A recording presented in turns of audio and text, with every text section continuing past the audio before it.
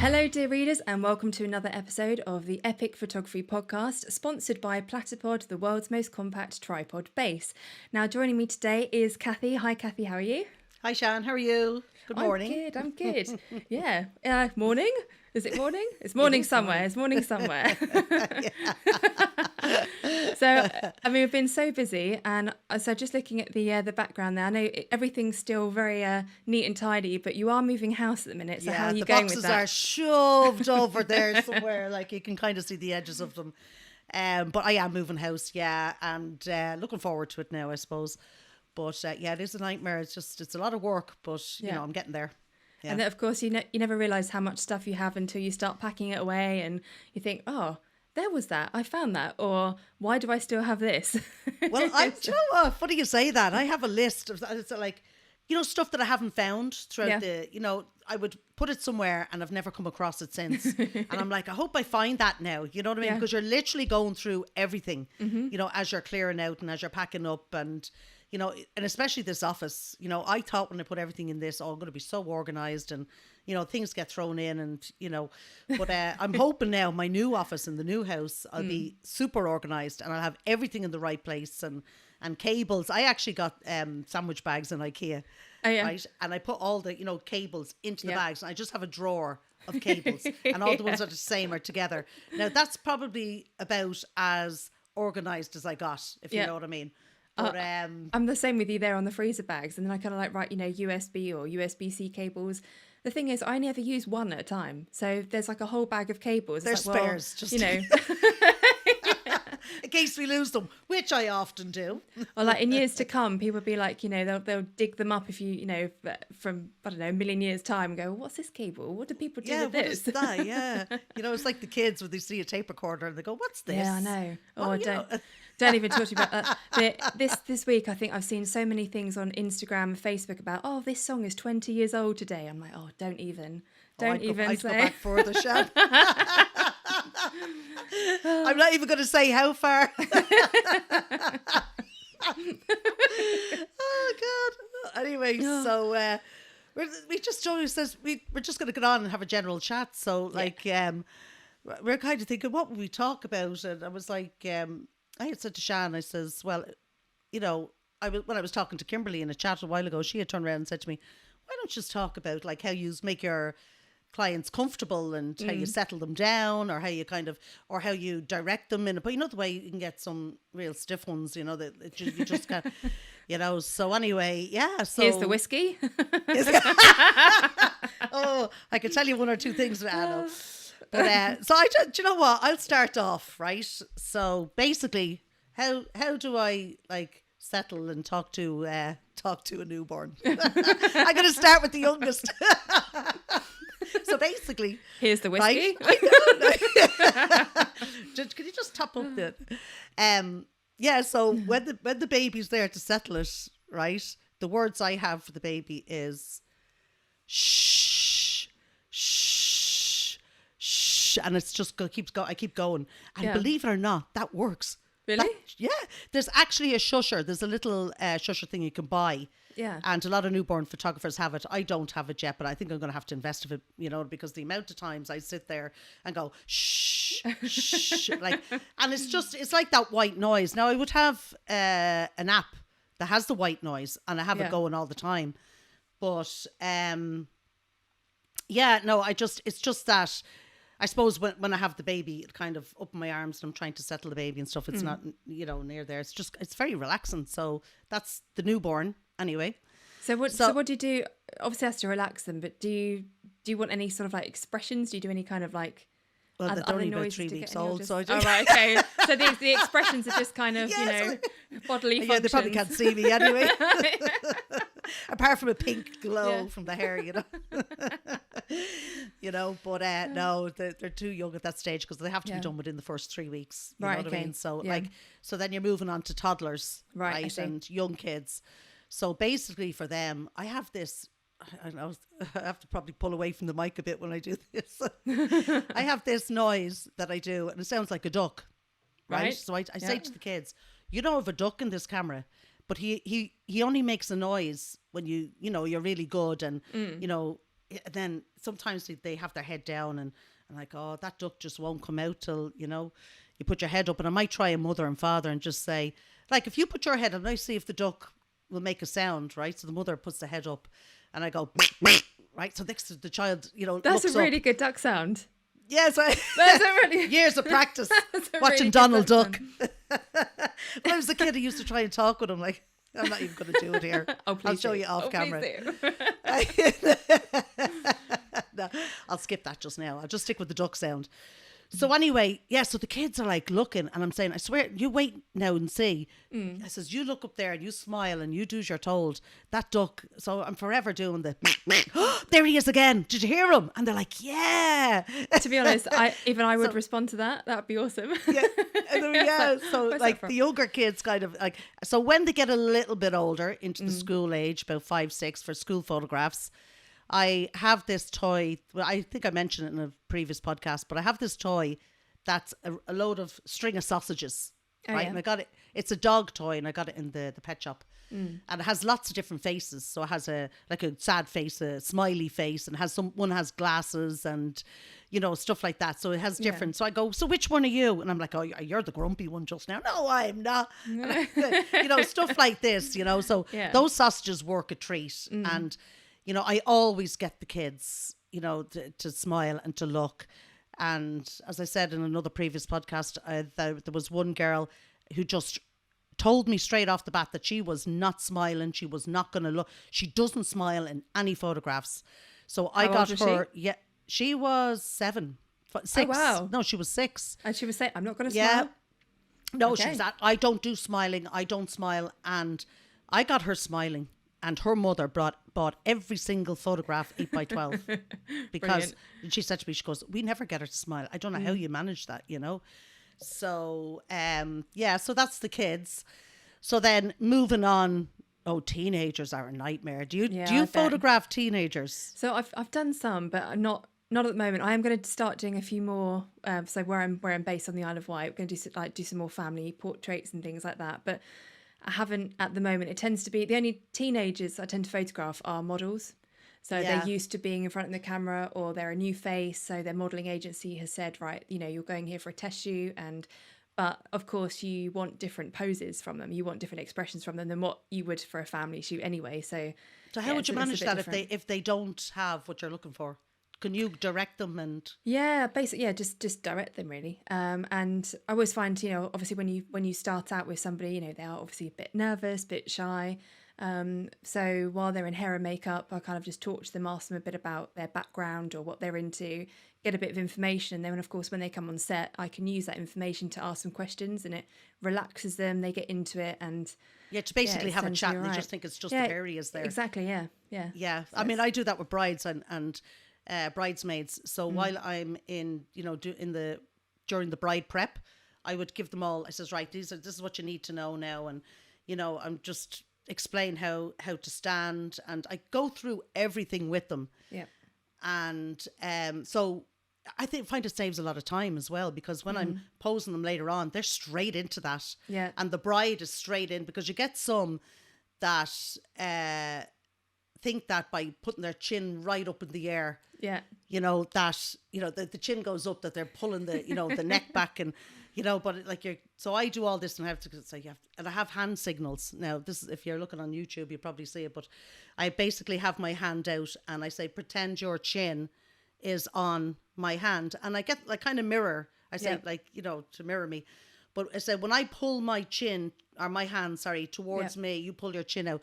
So basically turkey neck, you know, the way, you know, the turkey neck thing. It's basically better to pull your neck forward than it is to put it up, or to, you know. Yeah. So, so I go through all that with them, and I just find that saves a hell of a lot of time when you're going through. And as well as that, sometimes I would do an engagement shoot. So if I'm with a couple, I like to walk through the venue with the couple too beforehand, and say, right, we can take a photograph here, and this is how we can stand, and so on the day they just know where to go and what to do, and it's I like just second nature then. Yeah, you know what I mean. So you get an awful lot of like stiff brides, and you know, a lot of grooms that are stiff. Yeah.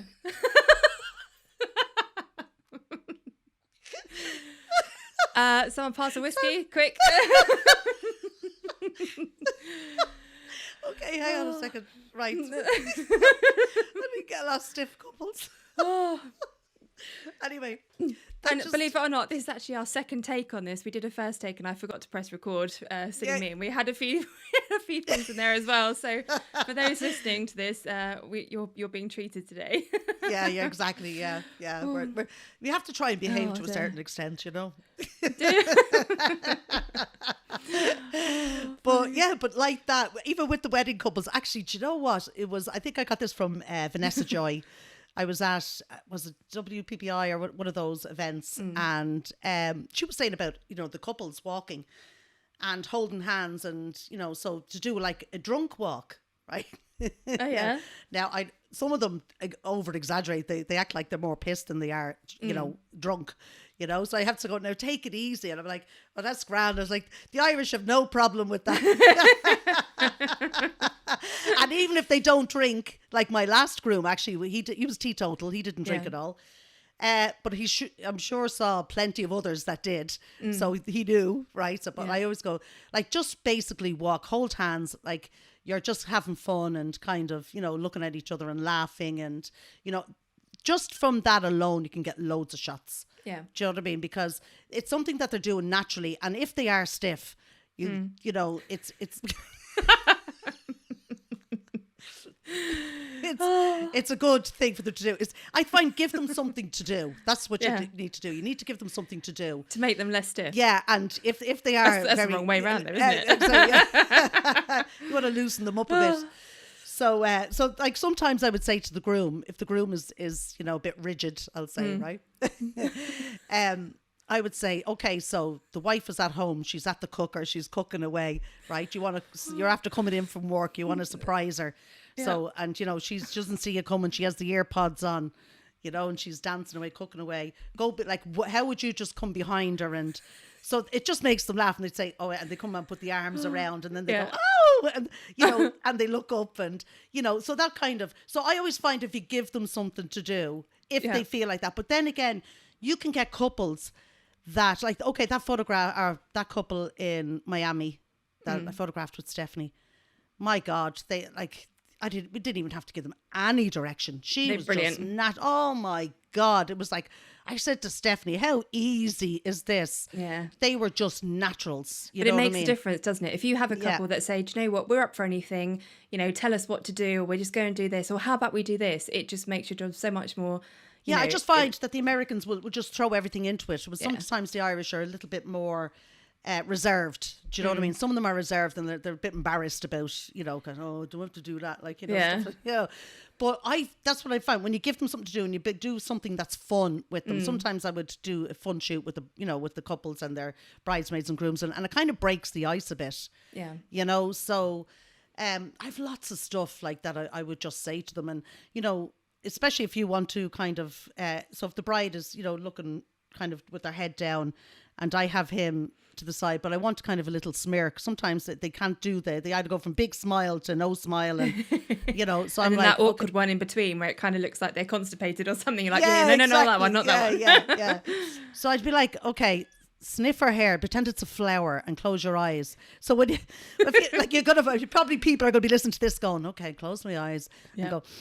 I mean, when you breathe in, you naturally just lift the sides of your mouth up like you're giving a little smile. And it's just, now when I say that at first, they do burst out laughing. So I get a nice good few laughing shots. Yeah. But then you will get it then, after a few tries after that. But that's a really good tip though, isn't it? And the thing is, because you've been doing this for so long now and you've got all that experience, you know what things work, what things don't. Yeah. And, and it's just little nuggets of information like that make a huge difference, because then it just saves time having to go through loads of terrible pictures, and you know from this one little thing, by telling them what to do, that you will get the shot that you want.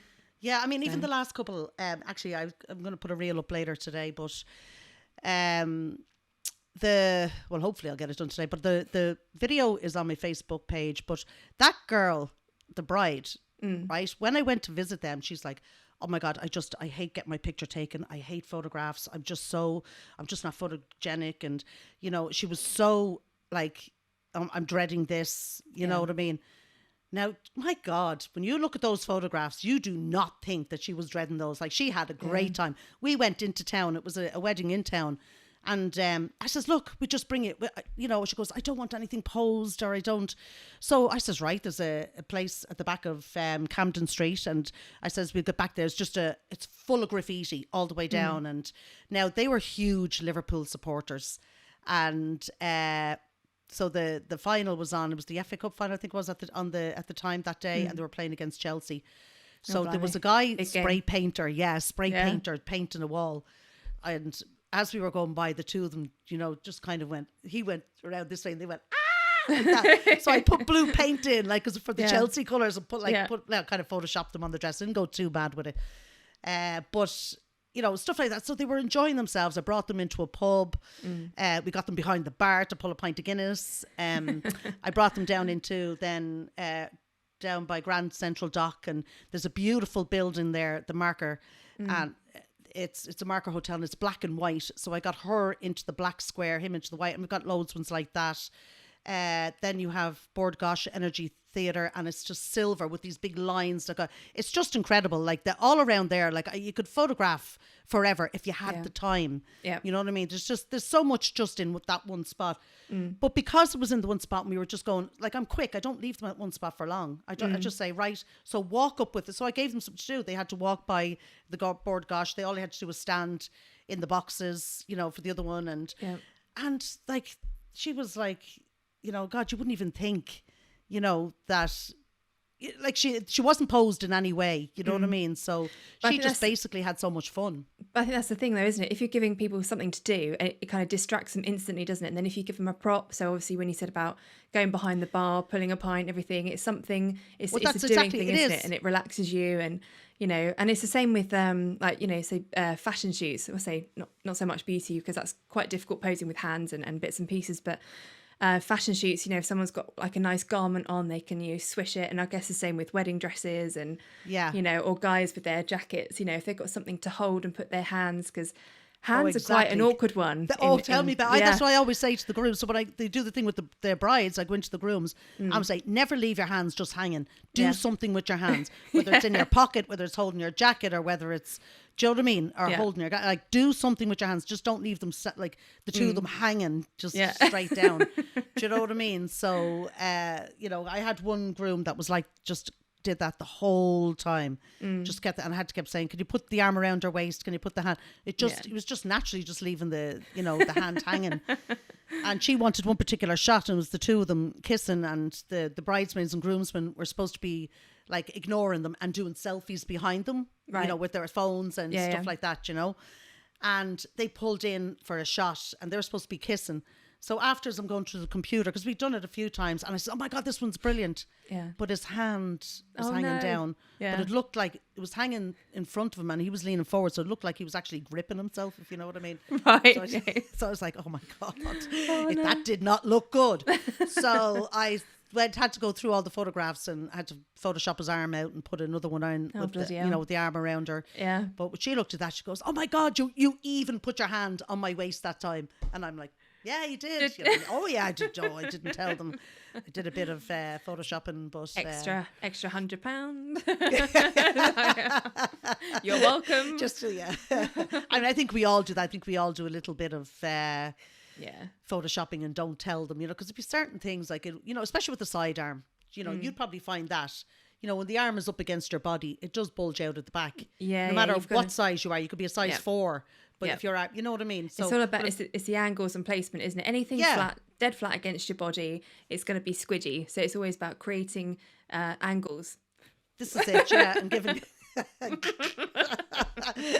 Sorry, we're doing dances here. But anyway, so sometimes I would just go in and give that little nudge. Do you know what I mean? Yeah. But do you know what I was just thinking? Seniors, right? In America, they do that. Like Stephanie...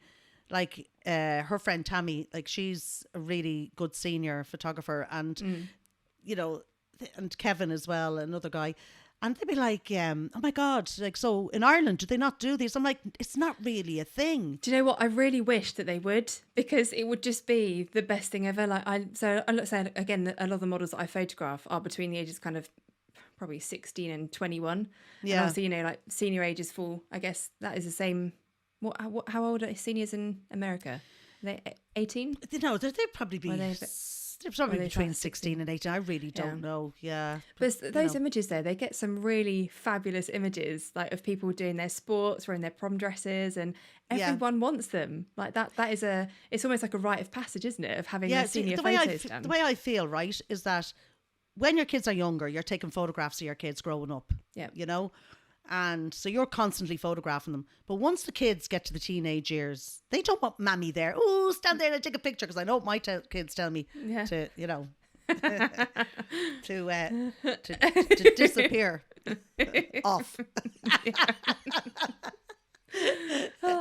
But they're like, you know, get away from it. That's, you know, and so and I'd say, why won't you let me take any pictures of you? You know, when you're going out, you're looking well, and you know, they're like, we have our own we do our own selfies, and I don't want you taking pictures, and na.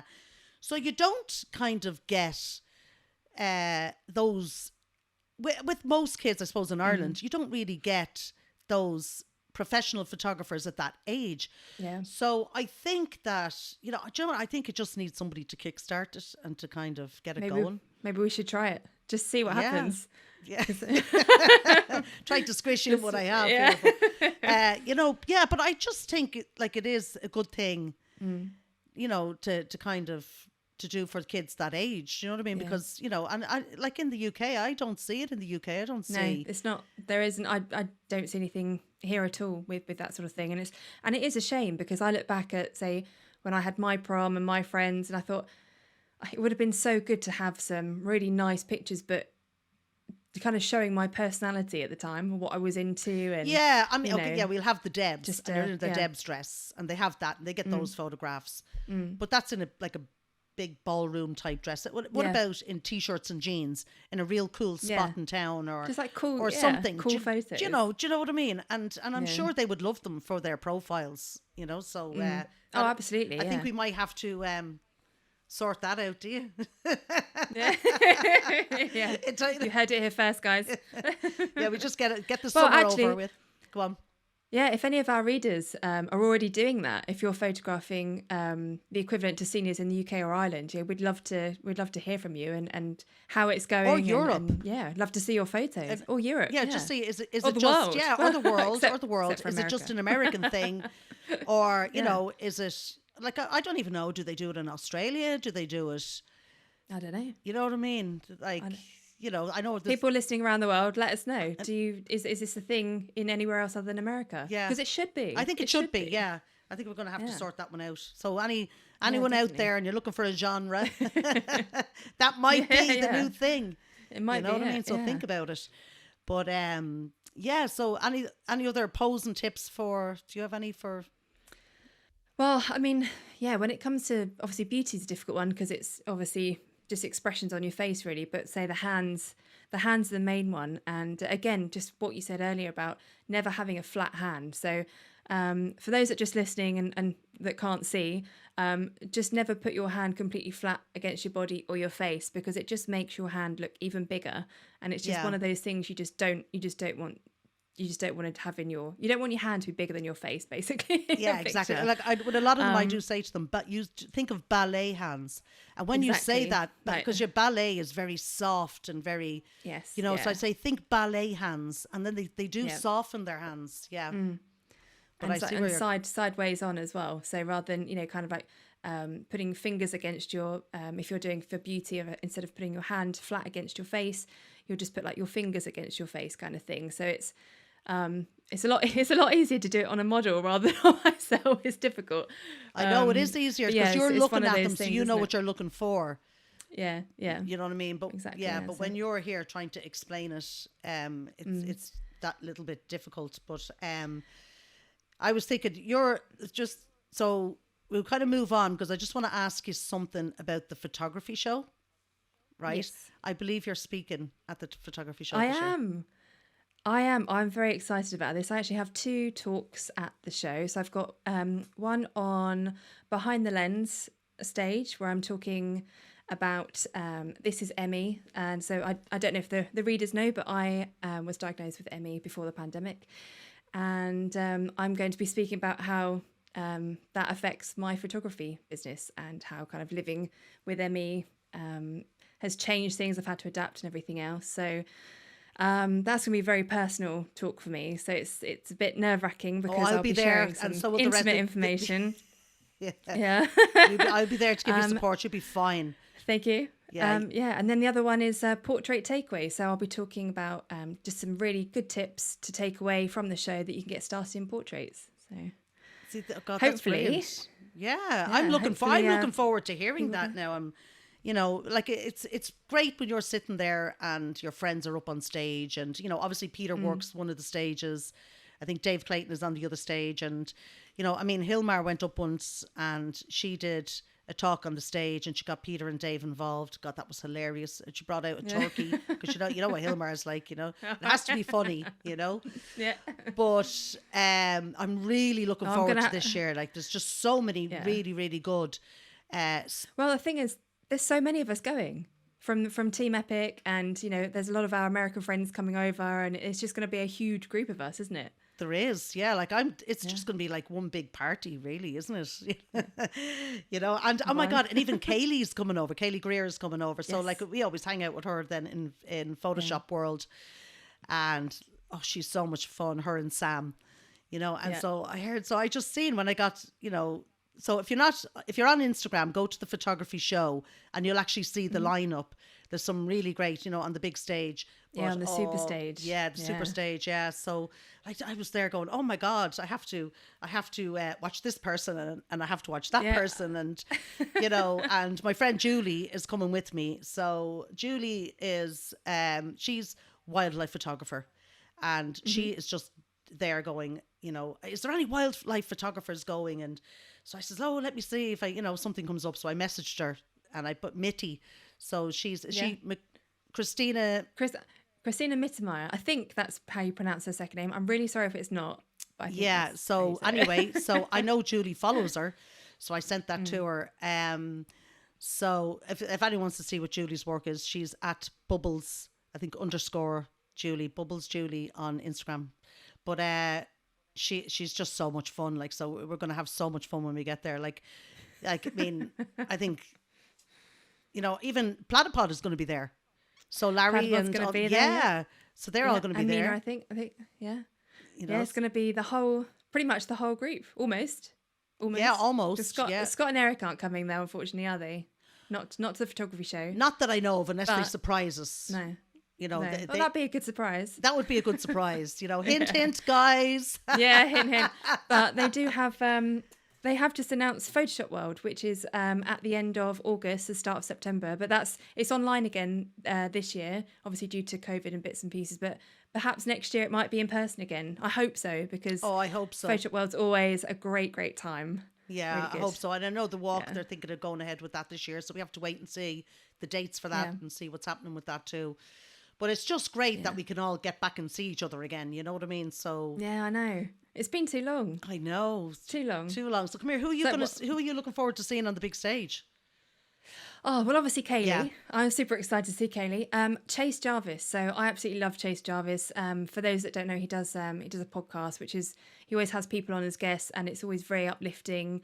Lots of stuff in there to kind of help with, confidence, being creative. It covers a broad spectrum of things. I've listened to it a few times. He's really good. Yeah. But he also has a book as well called Creative Calling, and I've actually listened to it several times on audiobook, and I'll go for walks, so I'll just have it playing. And it's just brilliant for all creatives. It doesn't have to be photography. It could be, you could be painting, or you could be a sculptor, or you could be a writer, or anything to do with the arts, anything to do with creativity. It's such a good book. So I'm really looking forward to seeing his talk. Yeah, because I missed it last time. So yeah, do you know what was great about being there for the 4 days?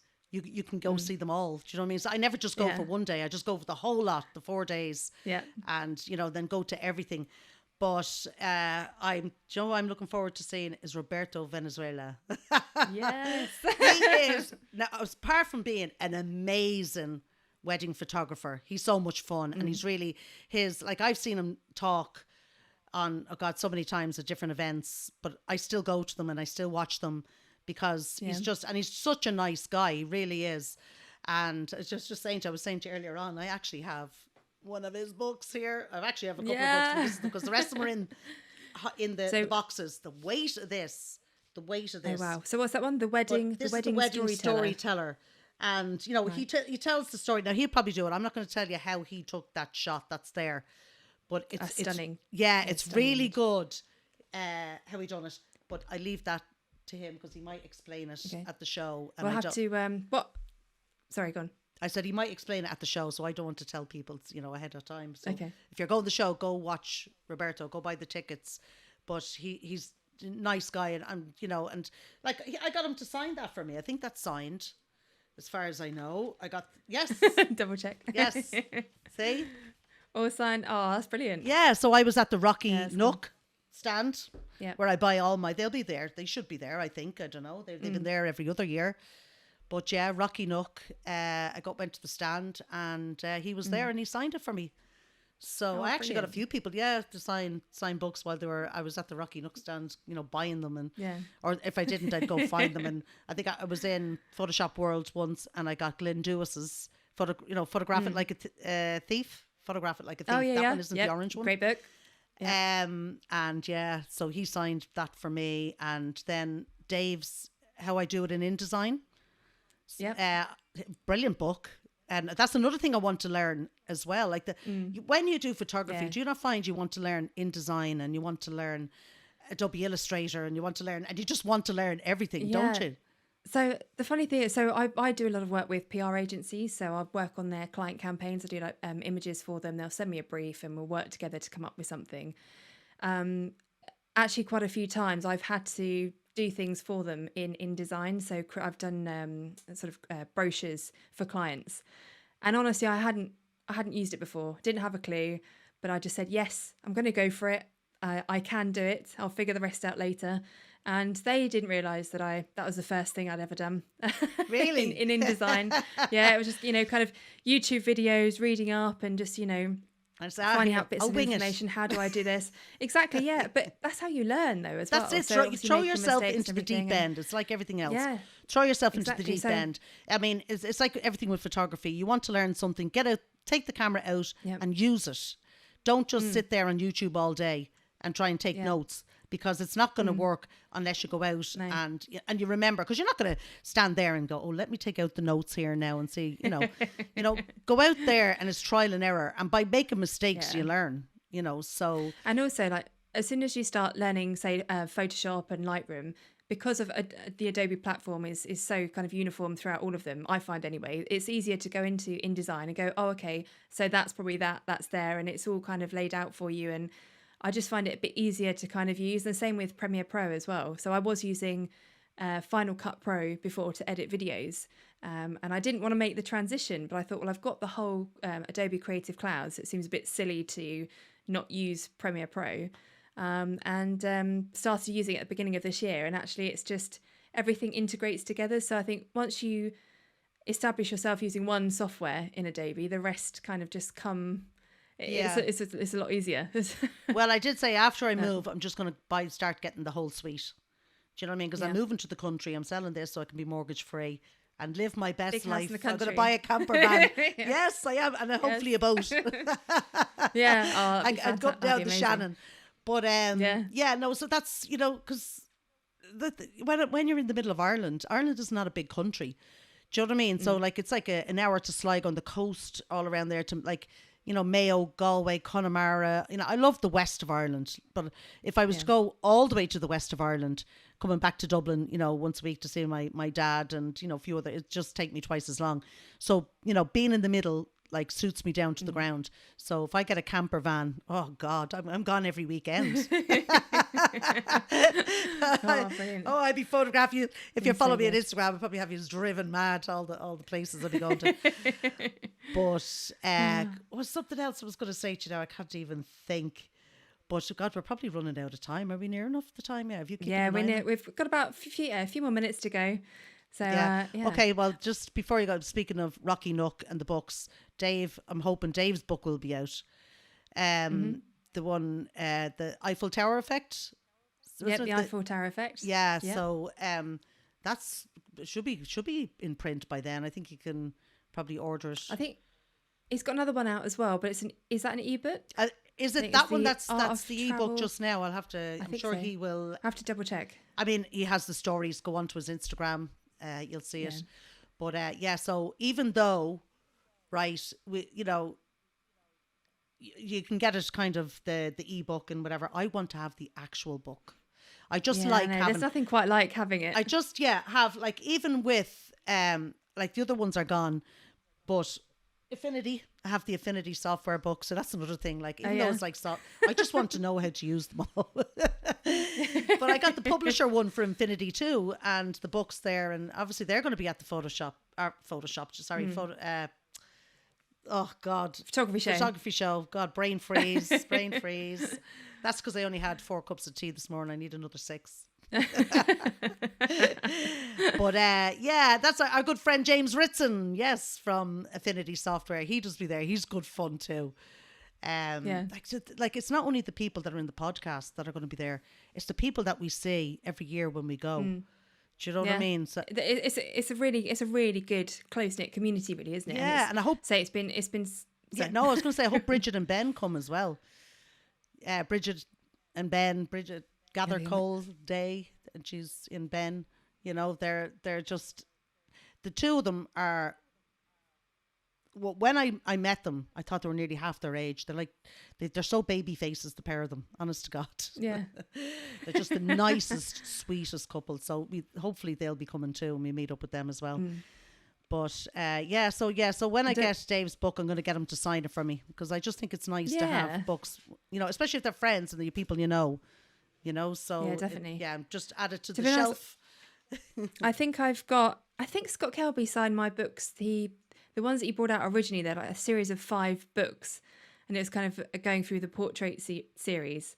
Yeah, and they're the books that I first got, like way back in probably 2010, I think.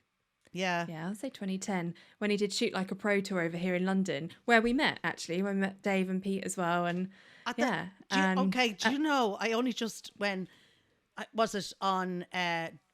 Dave and Pete were talking on one of their podcasts, and they were saying at the photo walk. Were you at the 2014 photo walk with Scott? Yes. Yeah. I have to go back. So we've got a picture. We're actually, so believe it or not, I think we're actually sat next to each other. And I was like, I didn't know that was Cathy then. That's mad. I didn't even know till he said it the other day that you were at that walk. Yeah. And I was like, oh my God, so I'm going to have to go through, because when you're on a photo walk, you just take pictures of everybody. And I found 1 or 2 of Dave and Peter. Oh, blimey. So I'm going to have to see if I have any of you now. I'm going to have to go back and dig them out. But the group photograph there at the Thames there, so you have to be in that as well. Yeah, I have to dig that out. I think I'm literally just below Pete and Dave. I think Pete and Dave are standing up, and I'm just crouched down, kind of on. Well, I'm crouched down front as well. row on the. Yeah, so am I. I think we're like right next to each other. I'm gonna have to get my phone out now and have a look for that. Okay, we'll stick we'll stick that photo in either stories or we put it on the page for the crack. Now remember, guys, that's your AIC, just in case. Yeah. Actually, do you know what? We've got quite a lot to put in our Facebook group today. There's a few links I think we'll throw in there, and obviously some dates and stuff. So the photography show is it the 17th to the 20th, isn't it, of September this year? 17, sounds about right. 18, I think. 19, 20, 21, isn't it? Or 20. It's 4 days. Yeah. Oh, so 17 to 21st maybe. Yeah, if you have a calendar in front of you, it's the Saturday, Sunday, Monday, Tuesday. Anyway. Saturday, Sunday, Monday, Tuesday. Yeah. So if you're going, definitely let us know, and come and say hi to us at the show. We've got a few weeks anyway before that, but I just want to touch, because we are running out of time. I just want to touch very quickly. So Cathy and I are back on next week, and we have something very, very, very, very exciting to announce, and it will include your participation to potentially get something amazing. I can't say any more. You can't say no. You have to wait. I can't say any more. I really want to. Yeah. No, I know. It's but there will be a prize. There will be a prize. Yes. Yeah. So tune in next week, and you'll find out all of the details there. But it will be good. Yeah. and it'll be so much fun. It will be brilliant. Yeah. So thank you so much, readers, for tuning in for another episode, and join Cathy and myself next week. And don't forget to check out our epic sponsor, Platypod, the world's most compact tripod base, who will also be at the photography show in September. Until then, take care, and we'll speak to you soon. Bye. Bye.